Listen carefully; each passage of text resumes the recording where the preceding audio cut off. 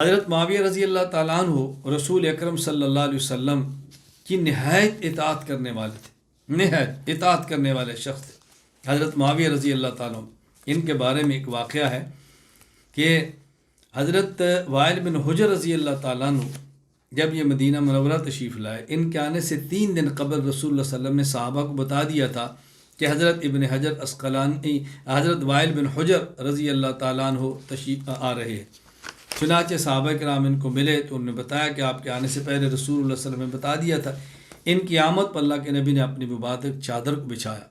اس کے اوپر ان کو بٹھایا، پھر آپ ممبر پر تشریف فرما ہوئے، آپ نے خطبہ دیا اور آپ نے ان کے بارے میں ارشاد فرمایا کہ لوگو ھذا وائل بن حجر اتاکم من بلاد بعیدہ من بلاد حضرموت، یہ وائل بن حجر یہ حضرموت سے آیا ہے، طائعا غیر مکرہ، خوشی سے آیا ہے، مجبور ہو کر نہیں آیا، بقیت ابناء الملوک، بادشاہوں کی اولاد میں سے ہے، بارک اللہ فیک یا وائل وفی ولدک، اے وائل اللہ تجھے اور تیری اولاد کو برکتیں عطا فرمائے۔ پھر آپ نے فرمایا کہ حضرت وائل کہتے ہیں اللہ کے نبی صلی اللہ علیہ وسلم ممبر سے نیچے اترے، مدینہ سے باہر میری رہائش تھی، اور آپ نے حضرت معاویہ کو فرمایا کہ جاؤ ان کو ان کی رہائش تک چھوڑ کر آؤ۔ کہتا ہے جب فرمایا تو معاویہ فوراً میرے ساتھ چل پڑے۔ ہم مدینہ سے باہر نکلے تو راستے کے اندر تپتی مدینہ منورہ کی مٹی، اور ہم معاویہ ننگے پاؤں تھے، یعنی اطاعت رسول دیکھیں۔ جب اللہ کے نبی نے فرمایا کہ وائل کو چھوڑ کر آؤ تو معاویہ رضی اللہ تعالیٰ عنہ نے اطاعت رسول کے جذبہ میں جوتا بھی نہیں پہنا اور ننگے پاؤں چل پڑے، ننگے پاؤں چل پڑے، اللہ اکبر۔ چنانچہ امام سلیمان بن احمد بن ایوب الشامی ابو القاسم الطبرانی رحمہ اللہ 360 ہجری المعجم الصغیر للطبرانی حدیث نمبر 1176 میں فرماتے ہیں عن وائل بن حجر رضی اللہ عنہ قال لما بلغنا ظہور رسول اللہ صلی اللہ علیہ وسلم خرجت وافدا عن قومی حتى قدمت المدینہ فلقیت اصحابه قبل لقائی فقالوا قد بشرناك بك رسول الله صلی اللہ علیہ وسلم من قبل ان تقدم علينا بثلاثة ایام فقال قد جاءكم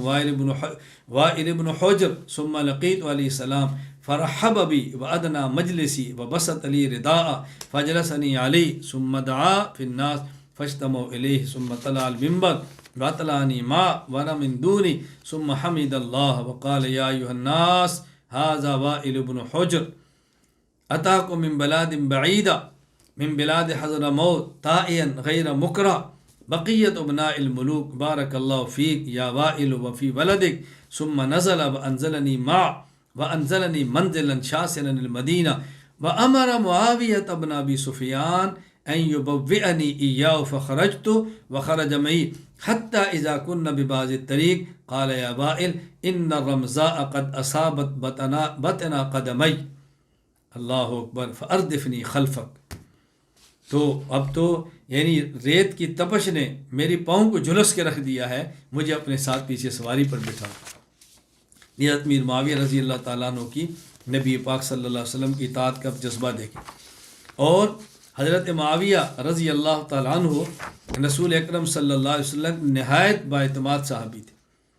حضرت ابن عباس رضی اللہ عنہ کا ان کے بارے میں جو لفظ ہے وہ سننے والے ہیں کہ حضرت ابن عباس رضی اللہ تعالیٰ عنہما کو جب یہ بات پتہ چلی کہ معاویہ رضی اللہ عنہ فرماتے ہیں کہ میں نے رسول اللہ صلی اللہ علیہ وسلم کے بال مبارک، میں نے نبی پاک صلی اللہ علیہ وسلم کے بال مبارک تراشے ہیں، میں نے بال مبارک تراشے ہیں کہیں جس پر میرے پاس بال موجود ہیں، تو حضرت ابن عباس نے کیا فرمایا ما کان معاویہ علی رسول اللہ متہمہ، معاویہ حضور کے بااعتماد ہیں، تہمت زدہ نہیں ہے، حضرت معاویہ ٹھیک فرماتے ہیں۔ امام ابو بکر محمد بن حسین بن عبداللہ الآجری البغدادی رحمہ اللہ 360 ہجری اشریہ للآجری حدیث نمبر 1943 فرماتے ہیں عن ابن عباس رضی اللہ عنہما ان معاویہ رضی اللہ عنہ اخبرہ انہ قصر عن رسول اللہ صلی اللہ علیہ وسلم بمشقص فقال ابن عباس رضی اللہ عنہما ما کان معاویہ علی رسول اللہ صلی اللہ علیہ وسلم متہما۔ اللہ اکبر۔